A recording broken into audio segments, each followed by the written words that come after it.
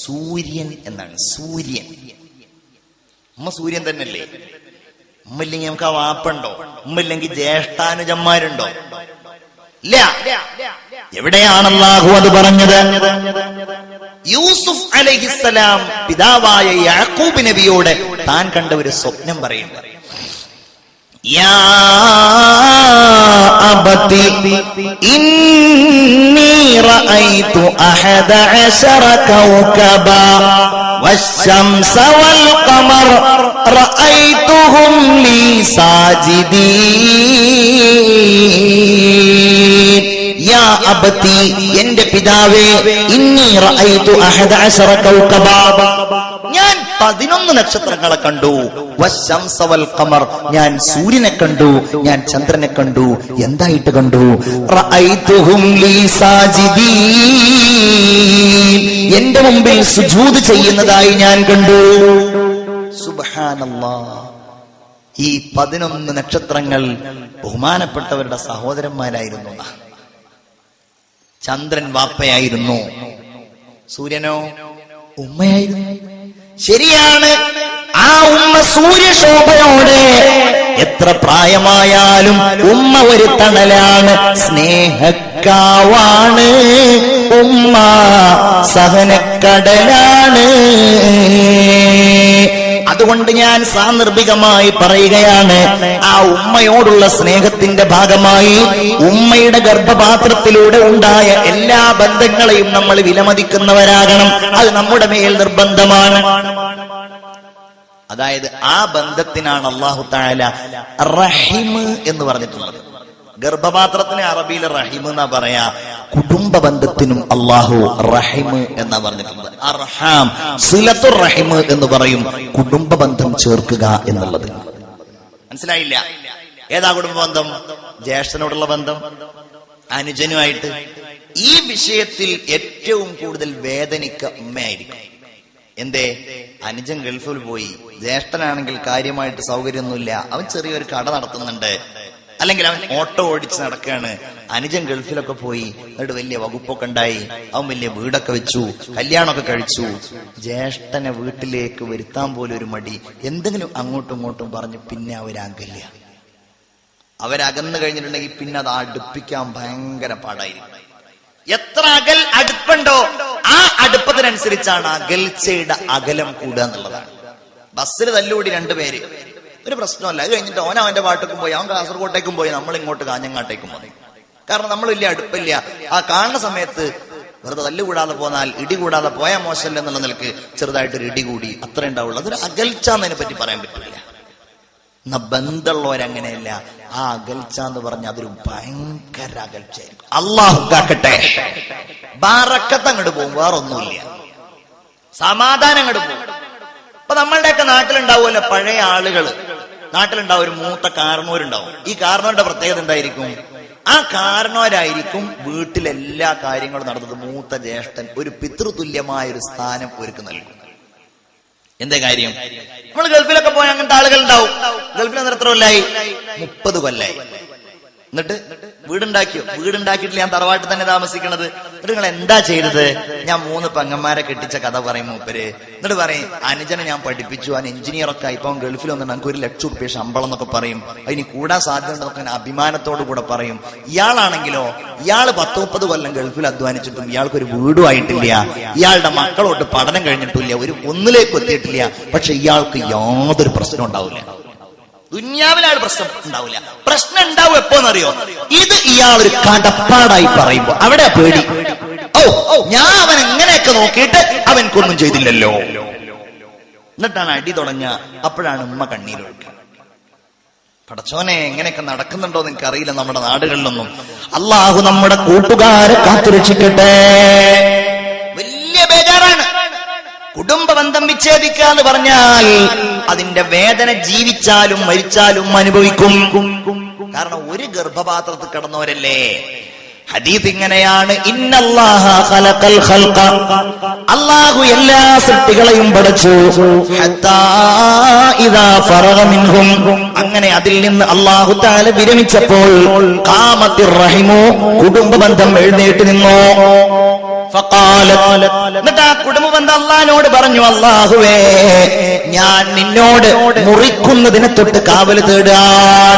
കേട്ടോളൂ, ജ്യേഷ്ഠനോട് മിണ്ടാത്തവരുണ്ടെങ്കിൽ, അനുജനോട് പിണങ്ങിയവരുണ്ടെങ്കിൽ, നിങ്ങൾ കേവലമുള്ള പിണക്കമല്ല, നിങ്ങൾ വേദനിപ്പിച്ചത് നിങ്ങളുടെ ഉമ്മയാണ്, നിങ്ങൾ വേദനിപ്പിച്ചത് നിങ്ങളുടെ ബാപ്പയാണെന്ന് കരുതിയിട്ട് ഈ ഹദീസ് കേട്ടോളൂ.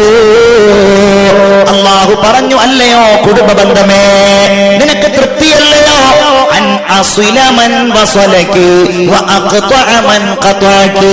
ആരാണോ നിന്നെ ചേർത്തത് അവരെ ഞാൻ ചേർക്കുക, ആരാണോ നിന്നെ മുറിച്ചത് അവരെ ഞാൻ മുറിക്കുക. നിനക്കത് തൃപ്തിയല്ലയോ? അങ്ങനെ ഉണ്ടാവുക.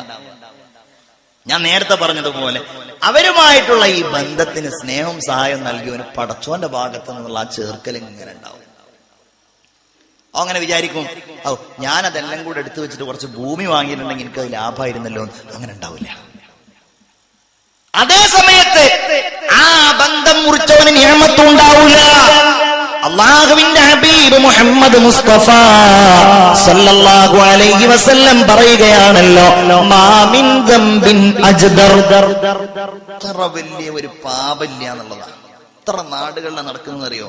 ദൗർഭാഗ്യവശാൽ ഒരയൽവാസികളും ആയിരിക്കും, പിന്നെ പറയും വേണ്ട. ഒരു മതിലിന്റെ അപ്പുറപ്പുറമായിരിക്കും ജ്യേഷ്ഠനും അനുജനും. കണ്ടാ മുണ്ടൂല, മരിച്ചാ മുണ്ടൂല, കല്യാണത്തിനും മുണ്ടൂല. എന്താ ഇപ്പൊ അവിടെ ആന പ്രശ്നമുള്ളത്? ഒരു പ്രശ്നമല്ല, നിസ്സാരമായ എന്തെങ്കിലും കാരണമായിരിക്കും. നാട്ടുകാർക്കോ ഇതിനെങ്ങനെ ഊതിപ്പെരുപ്പിക്കാൻ വലിയ താല്പര്യമായിരിക്കും. എത്ര കേസുകളാ അങ്ങനെ ഉള്ളവരുണ്ടെങ്കിൽ ഈ വാളിന്റെയൊക്കെ ഗുണം അതായി മാറും. ഒരൊറ്റ സലാമ തീരുന്ന എത്രയോ പ്രശ്നങ്ങളുണ്ട് ഇല്ലേ? നിങ്ങൾ മിണ്ടുന്നില്ല. ഒരു സലാമുമ്മ തീരുന്ന പ്രശ്നങ്ങൾ നമുക്കിടയിൽ പലതുണ്ടാവും. ആ സലാം പറയണത് അടുത്ത പ്രശ്നമുള്ളൂ. സലാം അങ്ങോട്ട് പറഞ്ഞിട്ട് നമ്മൾ അങ്ങനെ ആക്കി ഇങ്ങനെ ആക്കി അതിന്റെ ഒന്നും ആവശ്യം ഒരു പക്ഷെ ഉണ്ടാവില്ല. അത്രേ ഉള്ളൂ. ചിന്തിച്ചു നോക്കൂ നിങ്ങൾ.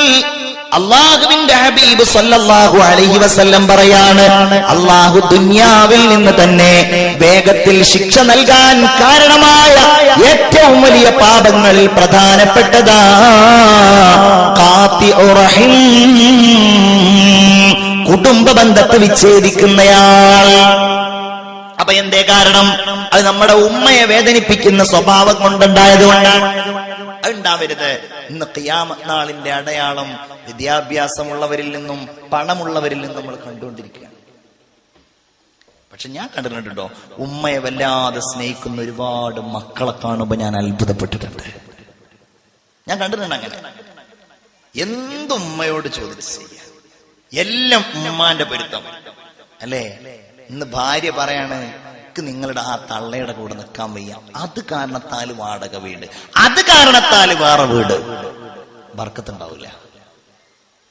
അത് പറഞ്ഞ് മനസ്സിലാക്കാൻ കഴിയണം. ഇന്നല്ലെങ്കിൽ നാളെ നിങ്ങളുടെ മക്കൾ വലുതായി നിങ്ങളോടങ്ങനെ പറയുമ്പോഴുള്ള മാനസികാവസ്ഥ, വാർദ്ധക്യം എന്ന് പറയുന്ന ഒരു മാനസികാവസ്ഥ കൂടിയാണ്.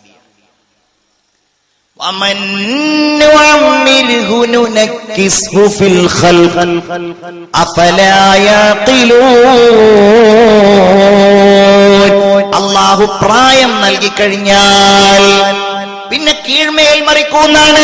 ചെറുപ്പക്കാരാ, എന്റെ പ്രിയപ്പെട്ട സഹോദരി, നമ്മളൊക്കെ യുവാക്കളാണ്, പരിചയ സമ്പന്നത കുറവാണ്. നിങ്ങളുടെ ഉമ്മായുടെ, നിങ്ങളുടെ അമ്മായി ഉമ്മയുടെ ആ തലമുടി നരച്ച ആ നിറം മാറിയ അവസ്ഥയുണ്ടല്ലോ, അതവരുടെ പരിചയ സമ്പന്നതയുടെ നിറമാണ്. അവരുടെ ശരീരത്തിലുള്ള ചുളിവുകൾ കാലമേൽപ്പിച്ച ചുളിവുകളാണ്. നമ്മൾ അവരുടെ വർത്തമാനം കേൾക്കുമ്പോ ഒരു പക്ഷേ ഇവർക്ക് ആധുനിക കാലഘട്ടത്തിന്റെ ചുവരെഴുത്തുകൾ വായിക്കാൻ കഴിയില്ലേ എന്ന് കരുതി അവരെ നമ്മൾ അവമതിക്കരുത്.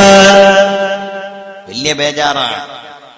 ഞാൻ ചെറുപ്പക്കാരന്റെ ഓട്ടോയിൽ കയറി എന്റെ നാട്ടിലുള്ള, അപ്പൊ ആ ഓട്ടോക്ക് അയാൾ പേരിട്ടിരിക്കുന്നത് മക്യാമ എന്നാണ്. സാധാരണ ഓട്ടോക്ക് ജന്നത്തുൽ ഫിർദൗസ് എന്നും തൗഫീഖ് എന്നും അങ്ങനെയുള്ള ഓരോ പേരുടെ അല്ലെങ്കിൽ മക്കളുടെ പേരൊക്കെ ഇടുമ്പോ ഇയാള് പേരിട്ടിരിക്കുകയാണ് മക്യാമ. ഞാൻ ചോദിച്ചു, അല്ല ഇതെന്താ ഇങ്ങനെ ഒരു പേര്? അയാളിനോട് പറഞ്ഞു, അതിന്റെ ഉമ്മായുടെ പേരാണ്. സംഭവം എന്താ? എന്റെ ഉമ്മ എന്റെ ചെറുപ്പത്തിൽ വിട പറഞ്ഞു പോയിട്ടുണ്ട്. ഉമ്മ ആ ഉമ്മയാണ് എനിക്ക് ഒരുപാട് സ്നേഹം നൽകിയത്, കാരുണ്യം നൽകിയത്. ആ ഉമ്മ എന്റെ വാപ്പ എന്നോട് വിട പറഞ്ഞു പോയതിനു ശേഷം ആ ഉമ്മ അയാളെ നോക്കാൻ വേണ്ടി സഹിച്ച കഷ്ടപ്പാടുകൾ കണ്ണീരോടെ അയാൾ എന്നോട് പറഞ്ഞു. ഒരാളുടെ ഫോണ് ഞാൻ ഇങ്ങനെ നോക്കിയപ്പോ അതിൽ സ്ക്രീൻ സേവർ ആയിട്ടുണ്ട് ഒരു വൃദ്ധ. ഇനിയിപ്പോ നാളെല്ലാവരും ഉമ്മാന്റെ ഫോട്ടോ എടുത്ത് സ്ക്രീൻ സേവർ ആക്കണം എന്നല്ല, അന്വേഷിച്ചപ്പോൾ അയാളുടെ ഉമ്മയാണ്. ഉമ്മയോടുള്ളൊരു സ്നേഹം അത് പ്രകടിപ്പിക്കണം, അത് പ്രകടിപ്പിക്കുന്നുണ്ട് എന്ന് ഉമ്മാക്ക് തോന്നുകയും വേണം. എന്താ നിങ്ങൾ പകരം നൽകുക അല്ലേ? ആ തണലിന്റെ വിലയറിയണമെങ്കിൽ ഉമ്മ നഷ്ടപ്പെടണം. അള്ളാഹു ദീർഘായുസ് കൊടുക്കട്ടെ. ആമീൻ പറയൂ. അള്ളാഹു ദീർഘായുസ് കൊടുക്കട്ടെ. കാരുണ്യക്കടലായ നബി മുഹമ്മദ് മുസ്തഫ സല്ലല്ലാഹു അലൈഹി വസല്ലം അതിന്റെ വേദന അറിഞ്ഞ ആളായിരുന്നു. അബവാഇന്റെ തീരത്ത് ആമിന ബീവി 6 വയസ്സായ കുഞ്ഞുമോനെ ഉമ്മു ഐമന്റെ കയ്യിലേൽപ്പിച്ച് വിട പറയുമ്പോൾ എത്ര സങ്കടപ്പെട്ടിട്ടുണ്ടാകും. അതുകൊണ്ടാണല്ലോ ഒരിക്കൽ മദീനയുടെ തെരുവിലൂടെ നടന്നു പോവുകയാണ് റസൂലുള്ളാഹി തങ്ങൾ ഒരു കണ്ടു. ഏതാനും ഒരു കബറങ്ങ് തോന്നിക്കുന്ന ഒരു ഭാഗത്തുകൂടെ അവിടുന്ന് നടന്നു. സ്വഹാബികൾ പറയാണ് നബിയുടെ പിന്നാലെ ഞങ്ങളും ചെന്നു. അങ്ങനെ റസൂലുള്ള കരഞ്ഞു. ബക്കൈന, അത് കണ്ടപ്പോ ഞങ്ങളും കരഞ്ഞു. നബി ഞങ്ങളോട് ചോദിച്ചു, സ്വഹാബ നിങ്ങൾ എന്തിനാണ് കരഞ്ഞു പോയത്? അവിടുന്ന് പറഞ്ഞു, യാ ഹബീബല്ലാഹ് ബക്കൈത ഫബക്കൈനാ. നബിയെ നിങ്ങൾ കരഞ്ഞു, അത് കണ്ടപ്പോ ഞങ്ങളും കരഞ്ഞു. നിങ്ങൾ എന്തിനു കരഞ്ഞു? അവിടുന്ന് പറഞ്ഞു, ഹാദാ ഖബ്റു ഉമ്മി ആമിന. ഹബീബായ റസൂലുള്ളാഹിക്ക് ഏകദേശം 6 വയസ്സാകുന്നത് വരെ മാത്രം അവിടുത്തെ സ്നേഹം നൽകാൻ കഴിഞ്ഞ എന്റെ പ്രിയപ്പെട്ട ഉമ്മാന്റെ ഖബറാണിത്. അതുകൊണ്ടാണ് ഞാൻ കരഞ്ഞു പോയത് എന്ന് നബി മുഹമ്മദ് മുസ്തഫ. സ്വലാത്ത് ചൊല്ലൂ മുഹമ്മദ് മുസ്തഫ. തണലറിയണം. ഉമ്മല്ലെങ്കിൽ അതറിയും, വാപ്പല്ലെങ്കിൽ അതറിയും, ആ സങ്കടം അറിയും. ചിന്തിച്ചു നോക്കൂ നിങ്ങൾ, ഉമ്മല്ലെങ്കിൽ എന്താണ് ആ കുഞ്ഞുങ്ങളുടെ അവസ്ഥയായിട്ടുണ്ടാവുക. അതുകൊണ്ടാണ് എന്നാലും നമ്മളൊക്കെ എത്ര വലുതായാലും നമ്മളുടെ നമ്മളൊക്കെ നമ്മുടെ ഉമ്മാക്ക് ചെറിയ കുട്ടികളാണ്. ആ സ്നേഹത്തിന് എന്ത് പകരം നൽകും? പ്രത്യേകിച്ച് വിദേശത്ത് പോകുമ്പോ നിങ്ങൾ കേൾക്കാറില്ലേ, ഉമ്മ എന്താ ചോദിക്കുക, നീ എപ്പോഴാ വരുന്നത് അല്ലേ? ഉമ്മയുടെ ചോദ്യതാണ്, നീ എപ്പോഴാ വരുന്നത്? നിന്റെ അയൽവാസി പോകുമ്പോ, നിന്റെ റൂംമേറ്റ് പോകുമ്പോ നിനക്ക് വേണ്ടിയിട്ട് പത്തിരി ഉണ്ടാക്കി കൊടുക്കുന്ന ഉമ്മയുടെ സ്നേഹമുണ്ടല്ലോ. എനിക്ക് തോന്നാറുണ്ട് മലയാളത്തിൽ ഉമ്മയെ കുറിച്ച് ഏറ്റവും കൂടുതൽ എഴുതിയ ആള് വൈക്കം മുഹമ്മദ് ബഷീർ ആയിരിക്കും. വൈക്കം മുഹമ്മദ് ബഷീറിന്റെ പാത്തുമ്മയുടെ ആട് പരീക്ഷക്ക് എഴുതി വിജയിച്ചവരെ ഞാൻ ചോദിക്കണില്ല, പരീക്ഷ എഴുതിയവരെന്ന് കൈപ്പൊക്കിക്കെ. പാത്തുമ്മയുടെ ആട് പരീക്ഷ എഴുതിയവരെന്ന് കൈപ്പൊക്കിക്കെ.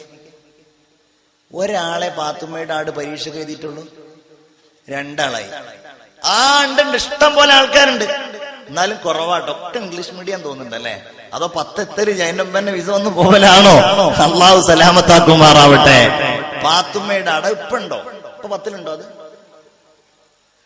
മക്കളെ 10ാം ക്ലാസ്സിലുള്ള ഉണ്ടോ? ഇപ്പൊ 10ലുണ്ടോ? അത് ഇല്ല, ഇപ്പൊ 10ലില്ല.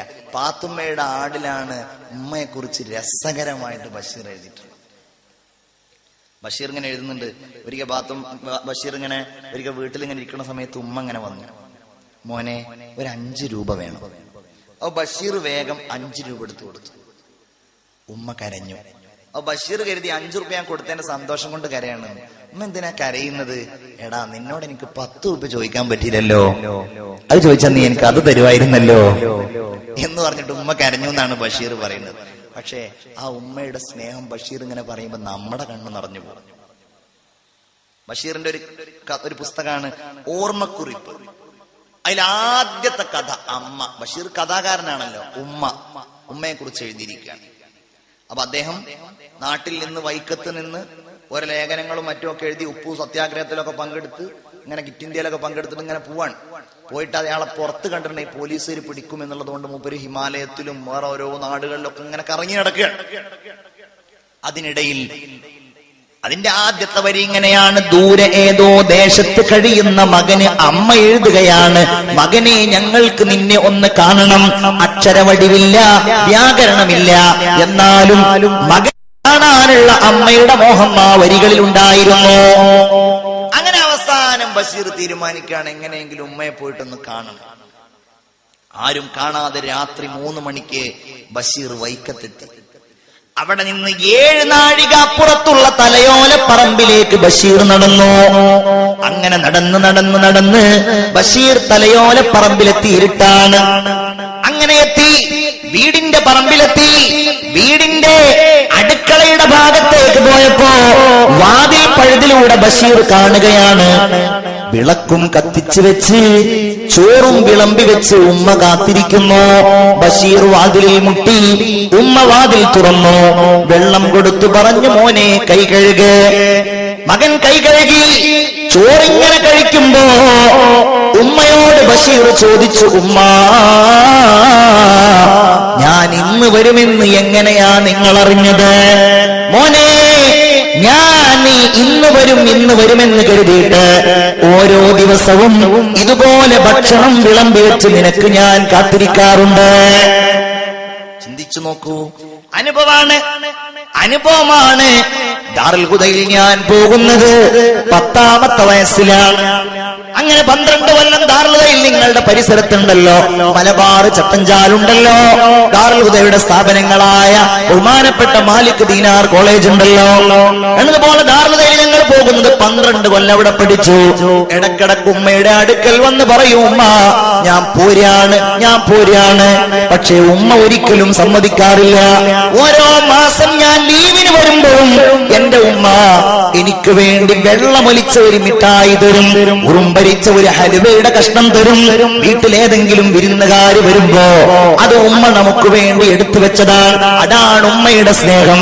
സ്നേഹക്കാവാണ് ഉമ്മ, സഹനക്കടലാണ്. അല്ലാഹു ഉമ്മാക്ക് പുറത്തു കൊടുക്കുമാറാവട്ടെ. അല്ലാഹുവിന്റെ റസൂല് പറയാണ്, ദഅവത്തുൽ വാലിദത്തി അസ്റഉൽ ഇജാബ. ഉമ്മയുടെ ദുആ വേഗത്തിൽ ഉത്തരം കിട്ടുന്ന ദുആയാണ്. കാരണം ഹിയ അർഹമു മിനൽ അബി, വാപ്പയേക്കാൾ കരുണാവാരിധിയാണ് ഉമ്മ എന്ന് മുഹമ്മദ് മുസ്തഫ. ശരിയല്ലേ?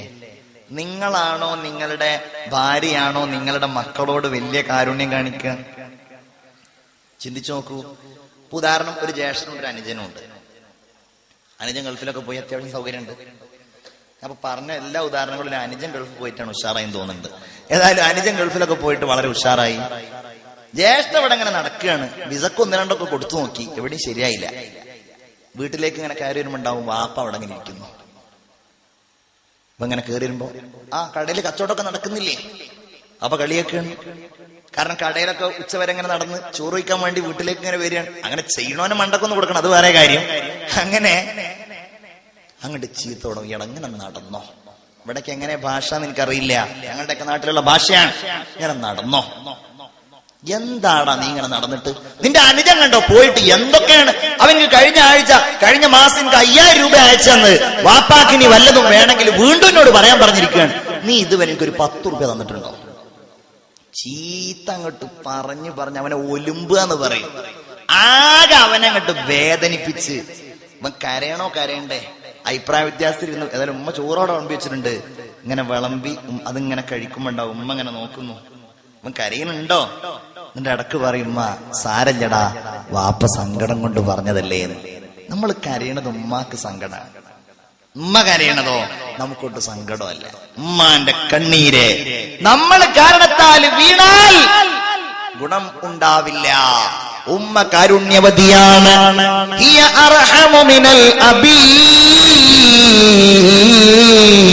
അല്ലാഹുവിന്റെ റസൂൽ സല്ലല്ലാഹു അലൈഹി വസല്ലമ തങ്ങൾ ഒരു സംഭവം പറഞ്ഞുവല്ലോ. ഇസ്രായീൽ അലൈഹിസ്സലാം ഏറ്റവും കൂടുതൽ റൂഹ് പിടിക്കുമ്പോൾ വേദനിച്ചത് നൂഹ് നബി അലൈഹിസ്സലാമിന്റെ കാലത്ത് വെള്ളപ്പൊക്കമുണ്ടായപ്പോ ആളുകളൊക്കെ ആ വെള്ളപ്പൊക്കത്തിൽ നിന്ന് രക്ഷപ്പെടാൻ വേണ്ടി ഓടുകയാണ്. ഒരു കുഞ്ഞുമായിട്ട് ആ കുഞ്ഞിന്റെ ഉമ്മയോട് വെള്ളം ഇങ്ങനെ പൊങ്ങി വരികയാണ്. വെള്ളം ഇങ്ങനെ വന്ന് വന്ന് ആ ഉമ്മ ഒരു മലയുടെ മുകളിലേക്ക് കയറി. വെള്ളം വീണ്ടും കുതിച്ചു വരികയാണ്. തിരമാലകൾ ഇങ്ങനെ വരികയാണ്. അവസാനം ആ പർവ്വതത്തിന്റെ ഉച്ചിയിലെത്തി. ആ ഉമ്മ ആ കുഞ്ഞിനെ ഇങ്ങനെ മുകളിലേക്ക് പിടിച്ചു. വെള്ളം വീണ്ടും കയറി, വീണ്ടും കയറി. അങ്ങനെ കയറി കയറി കഴുത്ത് വരെ, മൂക്ക് വരെ, അവസാനം ആ ഉമ്മയെ മുങ്ങിപ്പോകുന്നത് വരെ ആ കുഞ്ഞിനെ ഇങ്ങനെ പിടിച്ച ആ മരണമാണ് റൂഹ് പിടിക്കുമ്പോൾ അസ്രായിലിനെ ഏറ്റവും കൂടുതൽ വേദനിപ്പിച്ചതെന്ന് താരീഖിന്റെ കിതാബുകളിൽ, തഫ്സീറുകളിൽ നമുക്ക് കാണുവാൻ കഴിയും. വിടൂല, ഞാൻ പോയാലും എന്റെ ജീവൻ പോയാലും എന്റെ കുഞ്ഞിനൊന്നും സംഭവിക്കരുതെന്ന് നമ്മൾ എത്ര വലുതായാലും മോഹിക്കുന്ന ആ ഉമ്മയുണ്ടല്ലോ. മാമിൻ റജുലിൻ യൻദുറു ഇലാ ഉമ്മിഹി നളറ റഹ്മത്തില്ലാഹ്. ഉമ്മയെ കാരുണ്യത്തോടെ ഒരാൾ നോക്കിയാൽ ഇല്ലാ കാനത്ത് ലഹു ഹജ്ജതൻ മഖ്ബൂലതൻ മബ്റൂറ. ഏറ്റവും ഗുണം ചെയ്ത ഹജ്ജിന്റെ പ്രതിഫലം അല്ലാഹു അവർക്ക് നൽകുമെന്ന് സയ്യിദുനാ മുഹമ്മദ് മുസ്തഫ. അല്ലേ, ലോകത്ത് എവിടെ പോവാനും കാഞ്ഞങ്ങാട് നിരാഹാര സമരം ഉദ്ഘാടനം ഉണ്ട്. അപ്പൊ അതിനൊന്ന് പോവണം. നിരാഹാര സമരം ബിരിയാണിയൊക്കെ കൊടുത്തിട്ട് അവസാനിപ്പിക്കുന്നുണ്ട്. അവിടെ ഏതായാലും പോകണം. അങ്ങനെ എല്ലായിടത്തും പോകാനും നമുക്ക് എല്ലാം റെഡിയാണ്. പക്ഷേ ഉമ്മാന്റെ അടുത്തുനിന്ന് പോയിട്ട് 5 മിനിറ്റ് ഉമ്മാനോട് വർത്താനം പറയാം. നമ്മൾ അങ്ങനെ ആവണം. റസൂലിനോട് സ്വഹാബി പറഞ്ഞു, നബിയേ, അങ്ങനെയാണെങ്കിൽ ഞങ്ങൾ ഒരു ദിവസം 100 തവണ ഉമ്മയുടെ മുഖത്തേക്ക് നോക്കും. അവിടുന്ന് പറഞ്ഞു, നിങ്ങൾ 1,00,000 തവണ നോക്കിയാൽ അല്ലാഹു അത്യബു അക്സർ, അല്ലാഹു തആല ഉത്തമമായി കൂലി തരാൻ കഴിയുന്ന ആളാണ്. അല്ലാഹു നന്നായി കൂലി തരാൻ കഴിയുന്ന ആളാണ് നബിയുനാ മുഹമ്മദ് മുസ്തഫ.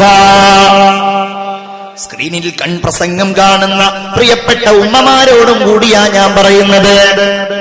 ഉമ്മമാരുടെ ഭാഗത്ത് നിന്ന്, പ്രത്യേകിച്ച് ചെറുപ്പക്കാരികളുടെ ഭാഗത്ത് നിന്ന് ഉമ്മയെ അവഗണിക്കുന്ന ഉമ്മ ഒരിക്കലും നിങ്ങളുടെ അടിമയല്ല.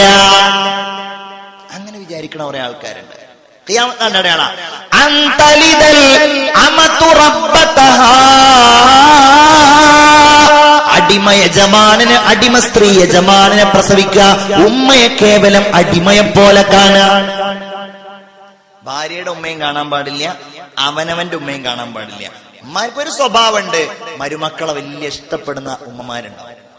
അമ്മായിമ്മയായിരിക്കും ഭയങ്കര സ്നേഹാവൂലേ. ഇവിടെ ഒന്നും അങ്ങനല്ലേ? അല്ലെ, ഇവിടെ ഞങ്ങളുടെയൊക്കെ നാട്ടില് കല്യാണം കഴിഞ്ഞാൽ ആദ്യത്തെ ആ സൽക്കാരത്തിന് അമ്മായിമ്മ കൊടുക്കുന്ന ഒരു സ്നേഹോപഹാരമുണ്ട്. ഇവിടെ അതുണ്ടോന്ന് എനിക്കറിയില്ല. ഞങ്ങളുടെ നാട്ടിലുണ്ട്. കോഴിമുട്ടയാണ് കൊടുക്കുന്നത്, നല്ല പുഴുങ്ങിയ കോഴിമുട്ട. ഇവിടെ ഉണ്ടോ? ഇവിടെ ഇല്ലേ? പടച്ചോ, ഞങ്ങളുടെ നാട്ടിൽ കൊണ്ടുകൊണ്ടിരുന്ന തോന്നണത്. യാ അല്ലാഹ്, ഞങ്ങളുടെ നാട്ടിൽ ചെറുപ്പക്കാരൻ കല്യാണം കഴിച്ചു. അങ്ങനെ അമ്മായിമ്മയുടെ ആദ്യത്തെ ഉപഹാരം 3 കോഴിമുട്ടയാണ്. ഇവന്റെ ജീവിതത്തിൽ ആദ്യമായിട്ടാണ് ഇങ്ങനെ പുഴുങ്ങിയ 3 കോഴിമുട്ട കിട്ടുന്നത്. ഇവൻ ഇതിപ്പോ 3 ഒന്നിച്ച് തിന്നണ്ടേ? ഭയങ്കര ഡൗട്ടിന്റെ ഇടയിൽ ഇവൻ ഇങ്ങനെ ഇരിക്കണ സമയത്താണ് ഇവന്റെ ഒരു മഹാവികൃതിയായ ഒരു അളിയൻകുട്ടിനെ എന്ന് പറഞ്ഞു വണ്ടിയൊക്കെ വിട്ടിട്ട് അവൻ ഇങ്ങനെ വന്നിട്ട് മെല്ലെ അതിൽ നിന്ന് 1 മുട്ട. യാ അല്ലാഹ്, 1 പോയി, ബാക്കി 2 ഏതായാലും കഴിക്കണം. ഇവൻ അതങ്ങനെ ആലോചിക്കാൻ വേണ്ടിയിട്ട് ഇങ്ങനെ ഇരിക്കുമ്പോൾ ഹോർലിക്സിന്റെ ഒരു മുറുക്കൊക്കെ കുടിച്ചിട്ട് ഭയങ്കര സെറ്റപ്പിൽ ഇരിക്കുകയാണ്. ആദ്യത്തെ പുതിയാപ്പിളായിട്ട് ചെല്ലുമ്പോൾ ഒരു ഭയങ്കര സെറ്റപ്പ് ആയിരിക്കുമല്ലോ, പിന്നെ അല്ലേ നാളൊക്കെ പോകാറുള്ളത്. ഏതായാലും ഇവൻ ഇങ്ങനെ കറങ്ങി തിരിഞ്ഞിങ്ങനെ ഇരിക്കുമ്പോഴാണ് ഇവൻ ഗിയറൊക്കെ മാറ്റിയിട്ട് അളിയൻകുട്ടി വന്നിട്ട് അടുത്ത കോഴിമുട്ടയും. പടച്ചോനെ, 2 പോയി, ഇനി 1 ഉള്ളൂ. ഇത് ഏതായാലും കഴിക്കാൻ വേണ്ടി റെഡി ആയിരിക്കുന്ന സമയത്താണ് ഇവൻ മറ്റൊന്ന് വായിൽ വെച്ചിട്ട് അളിയൻകുട്ടി 3ാമത്തെ എടുക്കുമ്പോ ഒരൊറ്റപ്പിടുത്താണ്, വക്കവിടെ എന്ന് പറയും. അപ്പോഴാണ് അമ്മായിമ്മ വലിയൊരു കോപ്പയിൽ ഹോർലിക്സ്, അത് സാരല്ല, 2 ഏതായാലും നീ തിന്നില്ലേ, ആ 1 ഏതായാലും അവന് കൊടുത്തോളൂ എന്ന് പറഞ്ഞു. ഇവനാണെങ്കിൽ അമ്മായിമ്മയുടെ അടുക്കൽ 2 കോഴിമുട്ട തന്നയാളും. യാ അല്ലാഹ്, ആകെ പെട്ടതായിട്ടാണ് കഥ. അങ്ങനെ സ്നേഹത്തോടെ നമ്മെ പാലും തേനും കോഴിമുട്ടയൊക്കെ തരുന്ന അമ്മായിയുമ്മണ്ടല്ലോ, ഒരിക്കലും നമ്മുടെ അടിമയല്ല. എന്റെ പ്രിയപ്പെട്ട സഹോദരിമാരെ, നിങ്ങളുടെ അടിമയല്ല. എന്റെ പ്രിയപ്പെട്ട ചെറുപ്പക്കാരെ, നിങ്ങളുടെ ഉമ്മ നിങ്ങളുടെ ഭാര്യയുടെയും അടിമയല്ല. അങ്ങനെ ആണെന്ന അഭിപ്രായമില്ല. പക്ഷെ അവരുടെ പ്രസവ കാലഘട്ടത്തിൽ പലപ്പോഴും നിർബന്ധമായി അടിച്ചേൽപ്പിക്കുന്ന, അവരെ വേദനിപ്പിക്കുന്ന സമീപനം നമ്മൾ സ്വീകരിക്കുമ്പോ അതൊക്കെ ശരിയാണോ എന്ന് നമ്മൾ ഗൗരവത്തോടെ ചിന്തിക്കണം. നമുക്ക് ഉപയോഗിക്കാനും അത് കഴിഞ്ഞാൽ വലിച്ചെറിയുവാനുമുള്ള ഒന്നല്ല നമ്മുടെ ഉമ്മ. അവർ നമ്മുടെ എത്രയോ മുകളിലാണ്. പകരം നൽകാൻ കഴിയാത്ത, പകരം നിർത്താൻ കഴിയാത്ത ഏറ്റവും വലിയ സമ്പത്താ ഉമ്മയാണ്. മാതാവിന്റെ കാലടി കീഴിലാണ് സ്വർഗമെന്നല്ലേ അള്ളാഹുവിന്റെ ഹബീബ് സല്ലല്ലാഹു അലൈഹി വസല്ലമ തങ്ങളോട് ഒരു ചെറുപ്പക്കാരൻ വന്നുകൊണ്ട് പറഞ്ഞു, നബിയേ, ഞാൻ എന്റെ വീട്ടിലേക്ക് ചെല്ലുമ്പോ എന്റെ ഉമ്മ എന്നെ വേദനിപ്പിക്കുകയാണ്, എന്നെ ചീത്ത പറയാണ്. ഞാൻ എന്ത് ചെയ്യണം നബിയേ? ഞാൻ എന്റെ ഉമ്മാക്കെല്ലാം കൊടുക്കുന്നുണ്ട്. അവിടുന്ന് പറഞ്ഞു, മോനെ, ആ ഉമ്മയോടുള്ള കടപ്പാട് നീ വീട്ടിക്കോ. എന്നിട്ട് പറഞ്ഞു, നിന്റെ ശരീരത്തിന്റെ ഒരു കഷ്ണം ആ ഉമ്മ മുറിച്ചെടുത്താലും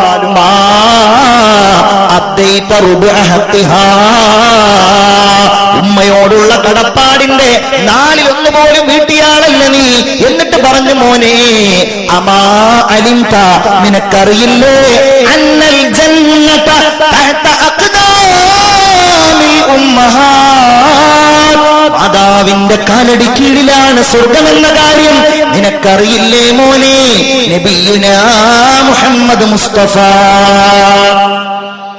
സല്ലല്ലാഹു അലൈഹി വസല്ലം, ഉമ്മായുടെ കാലടി കീഴിലാണ് സ്വർഗം. അത് നമ്മൾ നേടിയേ മതിയാവും. നമ്മുടെ വീട്ടിലെ റാണിയാവണം അവര്. ഒരു ചെറുപ്പക്കാരനോട് പറഞ്ഞു, ഉസ്താദേ, എനിക്കൊരു അമ്മായി ഉണ്ടായിരുന്നു. അമ്മായി എന്ന് പറഞ്ഞാല് വാപ്പായുടെ സഹോദരിയാണ് അമ്മായി. എനിക്കൊരമ്മായി ഉണ്ടായിരുന്നു. ആ അമ്മായിയെ ഇവിടെ നിന്ന് കുറച്ചപ്പുറത്തേക്കാണ് കല്യാണം കഴിച്ചയച്ചത്. അങ്ങനെ കല്യാണം കഴിച്ചയച്ചു. അമ്മായിക്ക് 2 മക്കൾ, ഒരാൺകുട്ടി ഒരു പെൺകുട്ടി. പെൺകുട്ടിയെ നേരത്തെ കല്യാണം കഴിച്ചയച്ചു. അതിനുള്ള അമ്മായിക്കാക്ക മരിച്ചു. ഈ ടേംസ് തന്നെയാണ് ഇവിടേക്ക് ഉള്ളത്. അമ്മായി എന്നല്ലേ പറയാം, അല്ലെ? അമ്മായി. അങ്ങനെ കല്യാണം കഴിച്ചയച്ചു. കല്യാണം കഴിച്ചയച്ചിട്ട് അവരിങ്ങനെ താമസിക്കാൻ ചെന്നൈയിലാണ്. ഈ ചെറുപ്പക്കാരൻ നല്ല പഠിക്കും, ചെറിയ കുട്ടിയാണ്, നല്ല പഠിക്കും. അമ്മായി അടുത്ത വീട്ടിലെ പണിക്ക് പോയി. അങ്ങനെയൊക്കെയുള്ള ഉമ്മമാരുണ്ട്. എന്റെ ചെറുപ്പത്തിൽ ഞാൻ കണ്ടിട്ട് എന്റെ നാടിന്റെ വീടിന്റെ അടുത്തുള്ള പാടത്ത് ഇങ്ങനെ ഞാറ് നടുന്ന ഉമ്മമാരെപ്പോഴും എനിക്ക് ഓർമ്മയുണ്ട്. ഞാൻ പലപ്പോഴും എന്തിനാണ് ഇപ്പൊ എന്റെ ഉമ്മയൊന്നും അങ്ങനെ പണിക്ക് പോലല്ലോ, എന്തിനാ ഇവരും ഇങ്ങനെ പണിക്ക് പോകണമെന്നാലേക്കും. പിന്നെയാണ് മനസ്സിലായത്, അവർ വിധവകളാണ്. അല്ലേ? വിധവകളാ. വൈദവ്യത്തിന്റെ നൊമ്പരം പേറുമ്പോ മറ്റൊരു കല്യാണം കഴിക്കാനുള്ള യൗവനമുണ്ടായിട്ടും അനാഥരായ തന്റെ മക്കളെ പോറ്റാൻ പാടത്തും പറമ്പിലും പണിക്ക് പോകുന്ന ഉമ്മമാരെ പോലെ ലോകത്ത് ത്യാഗം സഹിച്ചവരുണ്ടോ? അങ്ങനെയൊക്കെ ഉള്ളവര് ചിലപ്പോ അങ്ങോട്ട് ഭയങ്കരമായിട്ട് അള്ളാഹു അമ്മാരുടെ, ഞാൻ അങ്ങനെ ആലോചിക്കാറുണ്ട്. ചില കുട്ടികൾ ചെറുപ്പത്തില് വലിയ കഷ്ടപ്പാടും അധ്വാനമൊക്കെ ആയിട്ടുണ്ടെങ്കിലും അവർക്ക് അള്ളാഹു വലിയ ദുആണ്. ഉമ്മായുടെ ദുആല്ലേ? വയനാട് ഭയങ്കര സമ്പന്നരായ ഒരു വിഭാഗമുണ്ട്, വലിയ മലഞ്ചരക്ക് വ്യാപാരികൾ. പാണക്കാട് സയ്യിദ് മുഹമ്മദ് അലി ശിഹാബ് തങ്ങൾ, അള്ളാഹു അവിടുത്തെ ഖബർ വിശാലാക്കി കൊടുക്കട്ടെ. ആ മഹാൻ അവിടെ ഒരു മദ്രസന്റെ ഉദ്ഘാടനത്തിന് വേണ്ടി വന്നു. അങ്ങനെ വന്ന് ബഹുമാനപ്പെട്ട ഒരു ആളുകളോട് കൂടെ ഇങ്ങനെ തിരിച്ചു പോവാണ്. അപ്പൊ തങ്ങളെ കാണാൻ വേണ്ടിയിട്ട് അന്ന് ഈ മതിൽ കെട്ടുകളും മറ്റൊന്നുമില്ല, വെയിലി അരികിൽ ഇങ്ങനെ സ്ത്രീകളൊക്കെ ഇങ്ങനെ കാത്തിരിക്കുകയാണ് തങ്ങളെ കാണാൻ വേണ്ടിയിട്ട്. അങ്ങനെ കാത്തിരിക്കുമ്പോ തങ്ങൾ ഇങ്ങനെ പോണ സമയത്ത് ഒരു സ്ത്രീ വിളിച്ചു പറഞ്ഞു, തങ്ങൾ പാപ്പാ, ഞങ്ങൾക്കൊക്കെ ദ്വാരക്കണം കേട്ടോ എന്ന് വിളിച്ചു പറഞ്ഞു. അങ്ങനെ വിളിച്ചു പറഞ്ഞ് അപ്പോ വിളിച്ചു പറഞ്ഞിട്ട് തങ്ങൾ പാപ്പ തിരിഞ്ഞു നോക്കി. ആരപ്പ ഇങ്ങനെ വിളിച്ചു പറഞ്ഞ്? അടുത്താളോട് ചോദിച്ചു പറഞ്ഞു, ആ സ്ത്രീയുടെ ഭർത്താവ് ഇപ്പൊ അടുത്ത് മരിച്ചിട്ടുള്ളൂ എന്നാണ്. എന്നാ അവിടെ നിന്ന് പോയി ദ്വാരക്കുക എന്ന് പറഞ്ഞിട്ട് ആ വീട്ടിൽ കയറി ദ്വാരന്നു. പട്ടിണി പാവങ്ങൾ, 5-6 ആൺകുട്ടികള്, ചെറിയൊരു പെൺകുട്ടിയൊക്കെ ഉള്ള ഒരു അങ്ങനെയുള്ളൊരു ചെറിയ കുടുംബം. ആ സ്ത്രീ പറയാണ്, തങ്ങൾ അന്ന് വന്ന് ദ്വാരുന്നു, അതിനുശേഷം ഞാമത്തുകൾ മക്കളൊക്കെ വലുതായി, ഇന്ന് വയനാട്ട് വലിയ മലഞ്ചരക്ക് വ്യാപാരികളാണ്. തങ്ങളുടെ ദ്വാ മാത്രമല്ല, ആ ഉമ്മാന്റെ ഒരു ആഗ്രഹമാണ്. അതാണ് എത്രയോ കാര്യങ്ങൾ എനിക്ക് പറയാനുണ്ട്, സമയമില്ല. ചിന്തിച്ചു നോക്കുക. ഉമ്മയെ സ്നേഹിക്കാൻ, ഉമ്മയെ ബഹുമാനിക്കാൻ എന്റെ പ്രിയപ്പെട്ടവരെ ഒരു കാര്യം കൂടെ പറയട്ടെ. അള്ളാഹുവിന്റെ ഹബീബ് സല്ലല്ലാഹു അലൈഹി വസല്ലം പറഞ്ഞു, ഈ വിഷയമൊന്നും പൂർത്തീകരിച്ച് പറയാൻ സമയം നിങ്ങളെ സംഘാടകരോട് കോപിക്കരുത്. എന്നോട് സംഘാടകർ നാളെ നേരം വെളുത്തിട്ട് പോയാൽ മതി എന്ന് പറഞ്ഞിട്ട്, പക്ഷെ ഞാൻ വെസ്റ്റ് കോസ്റ്റിന് പോകണം എന്ന് പറഞ്ഞിട്ടാണ് എന്റെ സുഹൃത്ത് റിയാസ് റഹ്മാനി ഈ പരിപാടിക്ക് എന്നെ ബുക്ക് ചെയ്ത സമയത്ത് തന്നെ ഞാൻ അങ്ങനെ ഒരു കണ്ടീഷൻ ഞാൻ വെച്ചിരുന്നു, എനിക്ക് വെസ്റ്റ് കോസ്റ്റിന് പോകണം. അതുകൊണ്ടാണ് ഞാൻ ഇവിടെ പരിപാടി വെസ്റ്റ് കോസ്റ്റിന് പോകണം. എനിക്ക് ആ വെസ്റ്റ് കോസ്റ്റിനോടുള്ള സ്നേഹം കൊണ്ടല്ല, നമ്മളൊരു ജോലി ചെയ്യുന്ന ആളെ മൈഷത്ത്, അപ്പൊ അതിന്റെ ഭാഗമായിട്ടുള്ള അതിനോടുള്ള ഒരു ഉത്തരവാദിത്തത്തിന്റെ ഭാഗമായിട്ടാണ്. അള്ളാഹുവിലൊക്കെ ഖൈർ നൽകുമാറാകട്ടെ. ആമീൻ യാ റബ്ബൽ ആലമീൻ. നമ്മളിങ്ങനെ വാളൊക്കെ പറയുന്നതിന്റെ ഇടയിൽ നമ്മളൊരു ജോലി, വാളിന്റെ മുമ്പേ ഉള്ള ഒരു ജോലിയാണ് നമ്മൾ ചെയ്യേണ്ട. ഒരു ചെറിയ സ്ഥാപനം മറ്റൊക്കെ ആയിട്ട് ഇങ്ങനെ പോകുന്ന ഒരാളാണ്. അപ്പൊ അതിനൊരു കോട്ടം വരിക, അവിടെ നമ്മളുടെ ഒരു അസാന്നിധ്യം ഉണ്ടാവുക എന്നുള്ളത് വലിയ ബുദ്ധിമുട്ടായതുകൊണ്ട് ഞാൻ എവിടെ വാളിന് പോയാലും ഇൻഷാ അല്ലാഹ് അത് കഴിഞ്ഞാൽ അവിടെ ഞാൻ എത്താറുണ്ട്. ഒരു 1-2 മണിക്കൂറെങ്കിലും കോളേജിൽ ഒന്ന് ചുറ്റിക്കറങ്ങി അവിടെ ഒന്ന് നോക്കുന്ന ഒരു സ്ഥിതി ഉണ്ട്. അതുകൊണ്ട് മാത്രമാണ് സിദ്ദീഖിനെയോ അതല്ലെങ്കിൽ വേറെ ആരെങ്കിലുമോ നിങ്ങൾ ഒരിക്കലും അയാൾ നേരത്തെ നിർത്തി പോയി എന്ന് പറഞ്ഞ് നിങ്ങൾ വേദനിപ്പിക്കരുത് എന്ന് ഞാൻ വളരെ വിനയത്തോടു കൂടെ നിങ്ങളോട് ആവശ്യപ്പെടാണ്. 1-2 കാര്യങ്ങളും കൂടെ പറയാണ്. ഉമ്മയെ വേദനിപ്പിച്ചാൽ കലിമ ചൊല്ലി മരിക്കാൻ കഴിയില്ല. ഒരു പോയി. ഉമ്മയെ വേദനിപ്പിച്ചാൽ ഖബറിൽ മര്യാദ കിടക്കാൻ കഴിയില്ല. ഉമ്മയെ വേദനിപ്പിച്ചാൽ മഹ്ശറിൽ അല്ലാഹുവിന്റെ നോട്ടുണ്ടാവൂല. ഖാല നബിയുനാ മുഹമ്മദ് മുസ്തഫ. അൽഖമ റളിയല്ലാഹു അൻഹു മരിക്കാൻ പോവാണ്. കലിമ ചൊല്ലി കൊടുത്തപ്പോൾ കലിമ ചൊല്ലുന്നില്ല. സ്വഹാബിയാണ്. റസൂലുള്ളാഹി ഓടിച്ചെന്നു. അൽഖമക്ക് കലിമ ചൊല്ലി കൊടുത്തു, ചൊല്ലുന്നില്ല. ഉമ്മയെ വിളിച്ചിട്ട് ചോദിച്ചു, ഉമ്മ നിങ്ങൾക്ക് വേദനിക്കുന്ന എന്തെങ്കിലും അൽഖമ ചെയ്തിട്ടുണ്ടോ? ഉണ്ടല്ലോ നബിയേ. അൽഖമ ഒരിക്കലും എന്നെ സ്നേഹിക്കാറുണ്ടായിരുന്നില്ല. കല്യാണം കഴിഞ്ഞപ്പോൾ പിന്നെ അവൻ ഭാര്യയായിരുന്നു കൂടുതൽ ഇഷ്ടപ്പെട്ടിരുന്നത്. റസൂൽ ചോദിച്ചു, ഉമ്മ നിങ്ങളത് പുറത്തു കൊടുക്കോ? ഇല്ല നബിയേ, ആ വേദന മാറ്റാൻ കഴിയില്ല. എന്നാൽ വിറക് കൊണ്ടുവരൂ. എന്തിനാ വിറക്?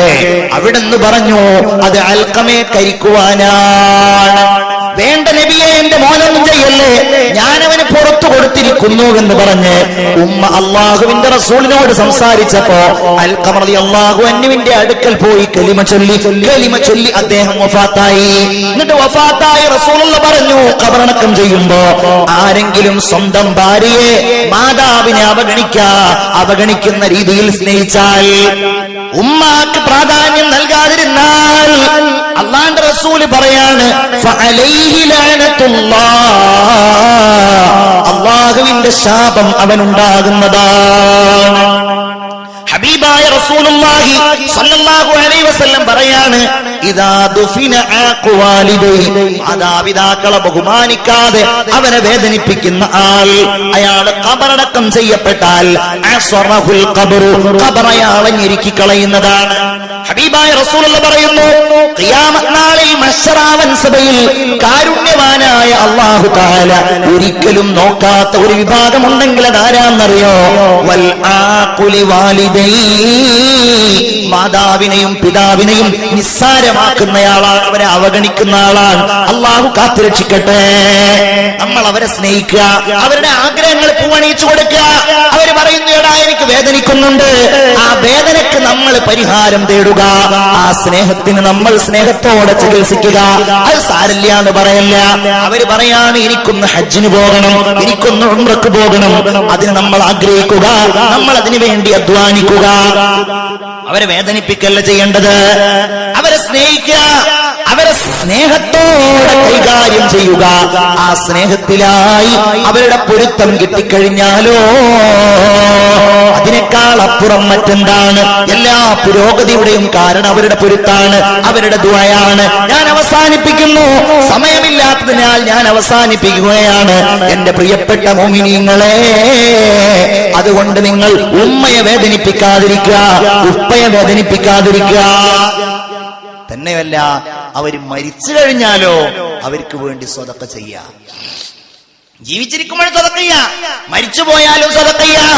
മരിച്ചു പോയിട്ടുണ്ടെങ്കിൽ ഈ പള്ളികളൊക്കെ പലതും അങ്ങനെ ഉണ്ടായതാണ്, ഉമ്മാന്റെ പേരിലുള്ളതാണ്.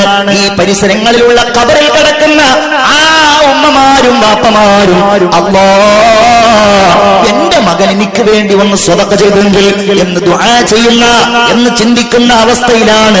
ഈ സമയത്ത് ആ ഉമ്മയോടുള്ള സ്നേഹം പ്രകടിപ്പിക്കാൻ നിങ്ങൾക്ക് സാധ്യമായാൽ